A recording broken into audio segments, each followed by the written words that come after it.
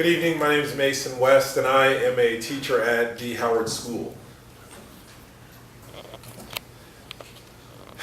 Every day I stand before diamonds that are lost in the rough. As a teacher, I'm challenged to teach young men and young women who are frustrated. They have unlimited potential, but their potential is hidden under layers of pain caused by a cycle of poverty that permeates their lives. And it's a challenge. This potential, this talent, this plethora of God-given abilities, it's the key to them being prolific members of Chattanoogan society. But also this potential, it's imprisoned. It's imprisoned by a mindset of fear and marginalization and mediocrity and broken dreams. And to free my diamonds, sometimes I have to dream for them until they can dream for themselves. To remove the rough from the edges, I have to challenge them in ways that breaks them and builds them. And to help them discover that the boundaries that limit them are mere illusions, I have to give them experiences they've never really had before. See, I made a promise to my students, and that promise is that one day they'll be prolific members of society. But in order to do that, they have to be willing to be challenged. They have to be willing to develop character. They also have to be willing to lead. And if they are willing to do that, one day they will lead like the individuals you've just seen.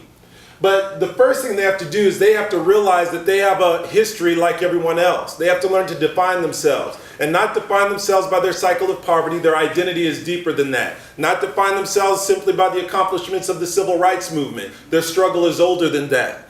Not to define themselves by slavery, because their history goes farther back than that.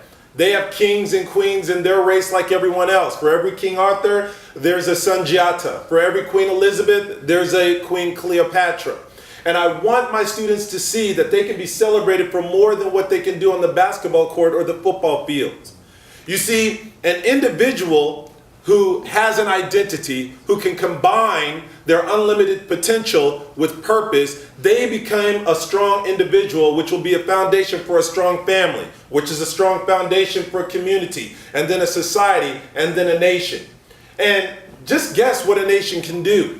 I want my students to understand that they can make contributions to the world like everybody else. They constructed pyramids, ziggurats, the light bulb and traffic lights. They designed complex social, religious, and legal systems.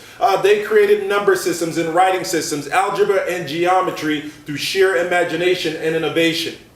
Now, my goal is not for my students to think like me, nor do I want them to mimic the past.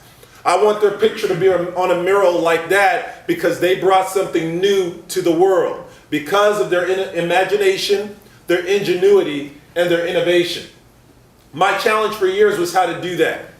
Well, I discovered the best thing that I can do as a teacher is not tell my student that the most important thing they can do is come up with the right answer. The most important thing that they can do is ask the right question. You see, a question or curiosity that comes from their heart motivates them to search harder than any standard I can set for them. If I can get them to be motivated by their own curiosity, to look at the world and want to understand its mechanisms, then they will search all by themselves. And I become more than just a lecturer, I become a facilitator. I become a guide, someone who helps them on their own journey. These are two students of mine who sat in my classroom. But understand, my classroom was not the four walls of a room. My classroom is the world. This happened to be in Washington, D.C. Their curiosity motivated them to find a solution for a problem in their community. Their test wasn't on paper. This is Ryan. His test was at the Department of Justice. And then the next day at the Department of State. And then the next day for economists at the World Bank as he was developing an economic development plan for Jamaica. That was his test, wrought by his own curiosity. And if he can make presentations at that level when he was 16, what could he do when he becomes an adult? But there are some challenges. You see, most of the students that I deal with, there's a rage that they have to overcome. There are fears that they have to overcome, limitations that they have to overcome. And some of them are unable to do that, not because of a lack of intellect, but because sometimes there's so much trauma that they cannot overcome. But there is a special group of students who, if they can use their minds as their weapons, if they can use their ideas to launch things in this world, They will be the movers and shakers. And everybody has that possibility. Everybody has that ability. But it's those who are willing to have the patience and the commitment to do it. There was an educator named W.B. Du Bois. He coined the term the talented 10. And that's what I call those who are willing to take their potential, combine it with their purpose, and have the patience and determination to move forward past their fears, past their rage, and accomplish something in the world. And I can find these kids anywhere. These past 2 years, I found them at the Howard School. I know we read a lot of bad things about the Howard School, but there are a lot of good things going on. There's a group of young people right there that are so good, so committed, that people are willing to invest in them. Venture capitalists from the Lamppost Group, Chattanooga Renaissance Fund, Company Lab, Launch Group, they invested in these young people. And because they saw the potential in these young people that the young people saw in themselves. So then you had young people like this young man, D'Angelo Foster. A couple of years ago, D'Angelo was kicked out of school for selling drugs because he thought that was all he could do. And someone was willing to invest in him and give him the drugs to sell.